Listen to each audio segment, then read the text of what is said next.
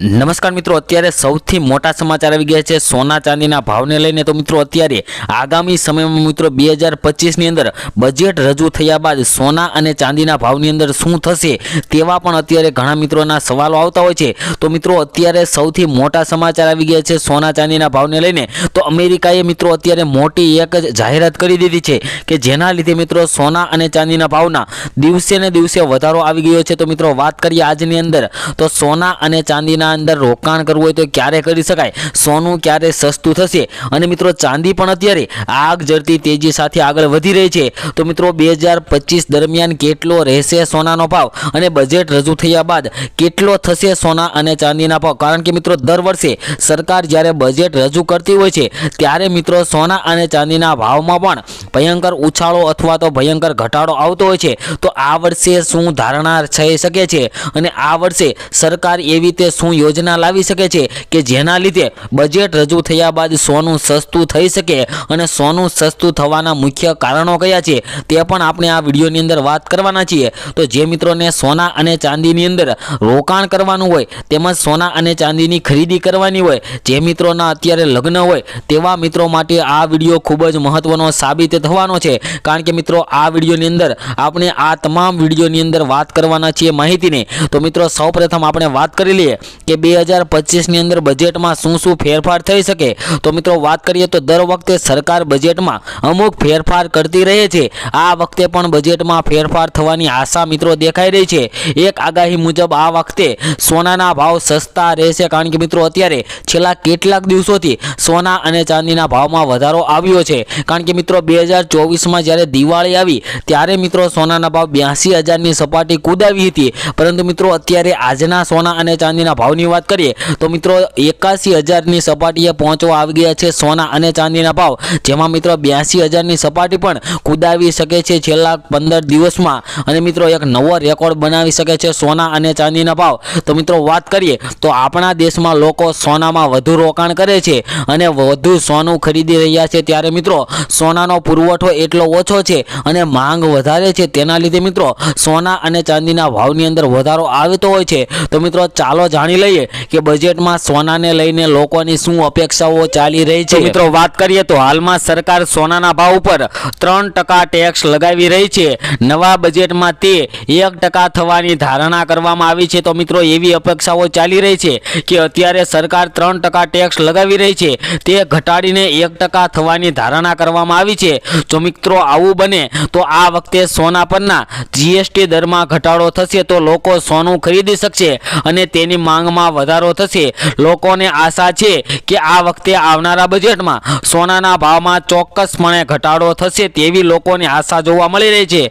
તો મિત્રો વાત કરીએ તો લેબમાં ઉગાડવામાં આવતા હીરા પર અપેક્ષિત ટેક્સ કાપ, મિત્રો અત્યારે વાત કરીએ તો હીરાના વ્યવસાય સાથે સંકળાયેલા લોકો ઈચ્છે છે કે હીરા પરનો ટેક્સ ઓછો કરવામાં આવે, જેના લીધે મિત્રો અત્યારે હીરાના વ્યવસાયની અંદર જે મંદીનો માહોલ જોવા મળી રહ્યો છે તે મિત્રો અત્યારે તેજીમાં જોવા મળે અને મિત્રો ટેક્સ ઓછો કરવામાં આવે તેવું મિત્રો 2025ની અંદર બજેટમાં કરવામાં આવે તો ઘણા મિત્રોને અત્યારે સોના અને ચાંદીની ખરીદી કરી શકે અને મિત્રો જે પ્રયોગશાળાની અંદર ઉગાડવામાં આવતા હીરાની ગુણવત્તા અને માંગ વધારવા માટે પ્રયોગશાળામાં ઉગાડવામાં આવતા હીરા અને કુદરતી હીરાના દરમાં તફાવત હોવો જોઈએ। હાલમાં વાત કરીએ તો પ્રયોગશાળામાં ઉગાડવામાં આવતા હીરા અને કુદરતી હીરા પર ટેક્સનો દર સમાન છે। હાલમાં બંને ઉપર જોઈએ તો મિત્રો 3% ટેક્સ જોવા મળતો હોય છે અને મિત્રો કાઉન્સિલિંગ દ્વારા એવું પણ સૂચન કરવામાં આવ્યું છે કે આ બે યોજનાઓ શરૂ થવાની સાથે ઈએમઆઈ અને ગોલ્ડ મોનેટાઇઝેશન સ્કીમની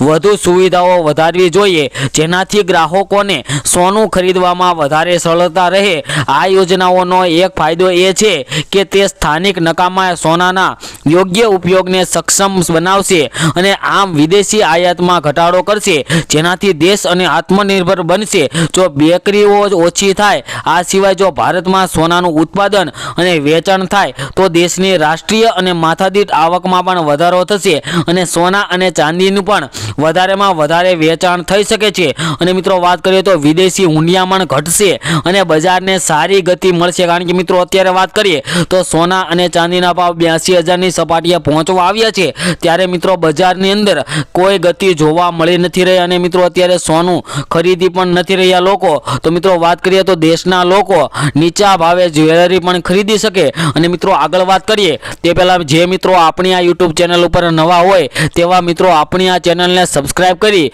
બેલ આઇકન દબાવી દેજો, કારણ કે મિત્રો આપણે આ ચેનલ ઉપર દરરોજના સોના તેમજ ચાંદીના તાજા ભાવ આપીએ છીએ અને આગોતરા એંધાણ પણ આપીએ છીએ કે આગળના સમયમાં સોના અને ચાંદીના ભાવ કેટલા થશે, આગળ સોનું સસ્તું થશે કે કેમ, સોના અને ચાંદીની અંદર રોકાણ કરવું હોય તો રોકાણ કેવી રીતે કરી શકાય, તેના માટેનો યોગ્ય પ્લાન કયો છે તેવી પણ માહિતી આપણે આ ચેનલ ઉપર આપીએ છીએ. તો મિત્રો ચેનલને સબસ્ક્રાઇબ કરી બેલ આઇકન દબાવી દેજો. અને મિત્રો તમે પણ તમારા શહેરના સોના અને ચાંદીના ભાવ જાણવા માંગતા હોય તો મિત્રો કમેન્ટ બોક્સની અંદર તમારા શહેરનું નામ લખી દેજો, જેથી કરીને તમારા શહેરના પણ આજના સોનાના ભાવ તેમજ ચાંદીના ભાવ તમારા સુધી મળી રહે. તેમજ મિત્રો આગળ વાત કરીએ તો મિત્રો બજેટ 2025ની અંદર ભારતમાં આયાત થતા સોના પર કસ્ટમ ડ્યુટી છે, પરંતુ હવે ભારત સરકારે કસ્ટમ ડ્યુટીમાં ઘટાડો કર્યો છે. ભારત સરકાર સોના અને ચાંદી પર 15% દર વસૂલતી હતી, જે ઘટીને 6% થઈ ગઈ છે.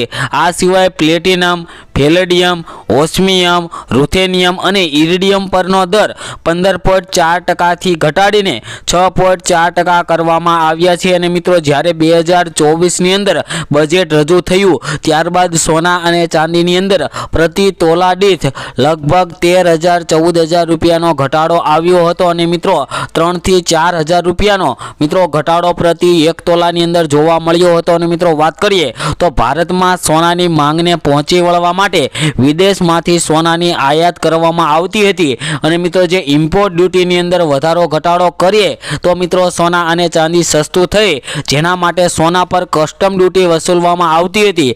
ભારતમાં સોનાની આયાત પર કસ્ટમ ડ્યુટી 12.5% હતી, જે ભારત સરકાર દ્વારા ઘટાડીને 10% કરવામાં આવી છે. અને મિત્રો આવી જ રીતના જો આ વર્ષે પણ મિત્રો કસ્ટમ ડ્યુટીની અંદર ઘટાડો કરે તો મિત્રો ઇમ્પોર્ટ ડ્યુટીમાં જો ઘટાડો થાય તો સોના અને ચાંદીની અંદર ઘટાડો થઈ શકે છે. અને મિત્રો હવે આપણે આજના સોના અને ચાંદીના ભાવની વાત કરી લઈએ, જેમાં મિત્રો આપણે સૌપ્રથમ આજે ચાંદીના ભાવની વાત કરીશું. જેમાં 1 ગ્રામ ચાંદીના ભાવ છે આજે 93 રૂપિયા, 10 ગ્રામ ચાંદી 937 રૂપિયામાં, જ્યારે 100 ગ્રામ ચાંદીના ભાવ 9,374 રૂપિયા અને 1 કિલો ચાંદીનો ભાવ 93,740 રૂપિયા મિત્રો જોવા મળી રહ્યો છે.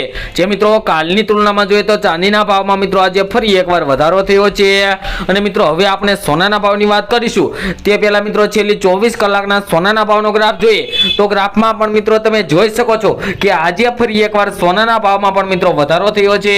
તો આજે શું રહ્યા 22 કેરેટ 24 કેરેટ સોનાના ભાવ તેની વાત કરીએ તો મિત્રો 1 ગ્રામ સોનાના ભાવ જોઈએ, જેમાં 8,238 રૂપિયા, 10 ગ્રામ સોનું 82,380 રૂપિયામાં, જ્યારે 100 ગ્રામ સોનાના ભાવ 8,23,800 રૂપિયા જોવા મળી રહ્યા છે. જે મિત્રો કાલની તુલનામાં જોઈએ તો 100 ગ્રામ સોનાના ભાવમાં આજે 7,450 રૂપિયાનો ભયંકર વધારો થયો છે.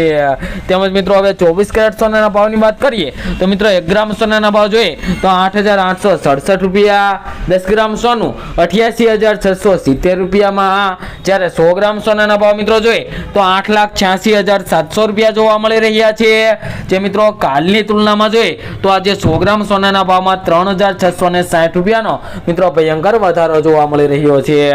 તેમજ મિત્રો આગામી સમયની અંદર મિત્રો સોના અને ચાંદીના ભાવમાં ફરી એકવાર મહત્તમ વધારો આવી શકે છે. અને મિત્રો સોનું ખૂબ જ વધારે મોંઘું થઈ શકે છે. તો જે મિત્રોને સોના અને ચાંદીની ખરીદી કરવાની હોય તેવા મિત્રોને અત્યારે સોના અને ચાંદીની ખરીદી કરી લેવી જોઈએ. તેમજ મિત્રો તમે પણ તમારા શહેરના સોના ચાંદીના ભાવ જાણવા માંગતા હોય તો મિત્રો કમેન્ટ બોક્સની અંદર તમારા શહેરનું નામ લખી દેજો, જેથી કરીને તમારા શહેરના પણ સોના અને ચાંદીના ભાવ મિત્રો તમારા સુધી મળી રહે. તેમજ મિત્રો દરરોજના સોના ચાંદીના તાજા ભાવ મેળવવા માટે તેમજ તેને લગતા આગોતરા એંધાણ જાણવા માટે એટલે કે આગળના સમયની અંદર સોના અને ચાંદીના ભાવ કેવા રહેવાના છે તેવી માહિતી મેળવવા માટે અમારી આ ચેનલ મિત્રો બીજે ગોલ્ડન એન્ડ સિલ્વર ચેનલને સબસ્ક્રાઇબ કરી લેજો અને સાથે સાથે બેલ આઇકન પણ દબાવી દેજો મિત્રો. ખૂબ ખૂબ ધન્યવાદ મિત્રો. આપનો દિવસ શુભ રહે.